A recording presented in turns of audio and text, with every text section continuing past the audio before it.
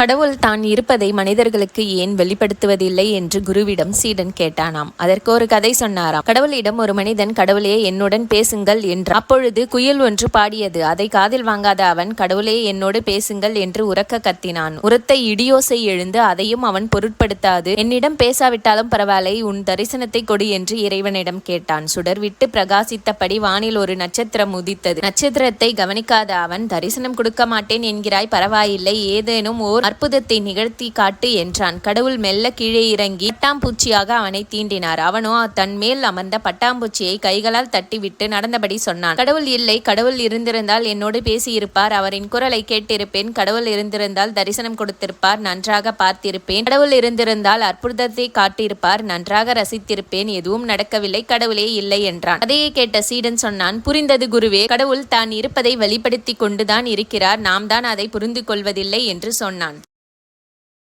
இந்த பிரபஞ்சம் அப்படிங்கிறது அல்லது கடவுள் அப்படிங்கிறது நம்மளை எப்படி கட்டுப்படுத்துறாருன்னா, இந்த உயிர் சக்தியை வச்சுதான் கட்டுப்படுத்துறாரு. எவனா ஒருத்தன் தப்பு பண்ணியிருக்கான், உங்களுக்கு கோவம் வருது, கோவம் வந்து அடுத்த செகண்ட் உள்ள சுகமா இருக்கா, பத்தி எரியுதா, பத்தி எரியுது, அப்ப சக்தி புறம் உறிஞ்சு விட்டுருவாங்க. எரிச்சல் வருது, சக்தி போயிடும். பொறாமையா இருக்கு, சக்தி போயிடும். பயமா இருக்கு, சக்தி போயிடும். இந்த மாதிரி இருந்தேன்னு சொன்னா உயிர் சக்தியை இழந்து விடுவோம். நீங்க கோபம், வெறுப்பு, எரிச்சல், படபடப்பு, பொறாமை இதெல்லாம் இருக்கிற அன்னைக்கு பாருங்க, உடம்பு டயர்ட் ஆயிரும், வேலையே செய்ய முடியாது. ஆனா சந்தோஷமா ஆனந்தமா இருக்கிற அன்னைக்கு பாருங்க, இன்னைக்காவது ஒரு நாள் ரொம்ப ஆனந்தமா இருக்கீங்க, இன்னைக்கு டயர்டே ஆக மாட்டீங்க சார். குறிப்பா ஒரு மனிதனுக்கு எப்பொழுதுமே களைப்பு இருக்கு அப்படின்னா உணர்வுகள் தவறாக இருக்கிறதுன்னு அர்த்தம். அத உணர்வை மாத்துங்க, அன்பா இருக்க தொடங்குங்க, நேசிக்க தொடங்குங்க, நன்றி உணர்வோட வாழ தொடங்குங்க. இப்போ எல்லாரும் வாழ்க்கை தேடி ஓடிட்டே இருக்கும்.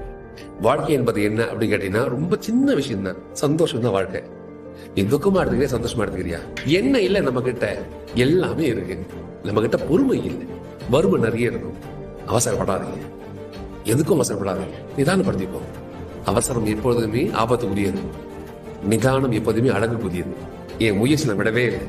முயற்சி உடையார் இகழ்ச்சி அடையார். முயற்சி பண்ணிட்டே இருக்கேன், நமக்கான இடம் வரும் கண்டிப்பா.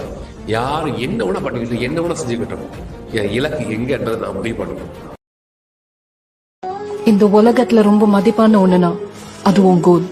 உன் கோல் என்ன, உன் வேல்யூ என்ன, உன் ட்ரீம் என்னன்னு தெரிஞ்சிருச்சுன்னா ஜஸ்ட் கெட் இட். அப்படி இல்லைன்னா நீ உயிரோட இருந்தும் பெண்ணந்த. வாழ்க்கையில நீ பயப்பட வேண்டியது கடவுளை பார்த்தோம், காலேஜ்ல ப்ரொஃபஸரை பார்த்தோம், இல்ல இந்த சமூகத்தை பார்த்தோம், இல்ல உனக்குள்ள இருக்கிற ஹீரோ இந்த உலகத்துக்கு தெரியாம போயிடுமோன்னு தான் நீ பயப்படணும். உன்னை யாருன்னு உலகத்துக்கு நிரூபிக்க வாழ்க்கை ஒரு அற்புதமான opportunity. Just prove it. Awake, arise, and stop not till the goal is reached.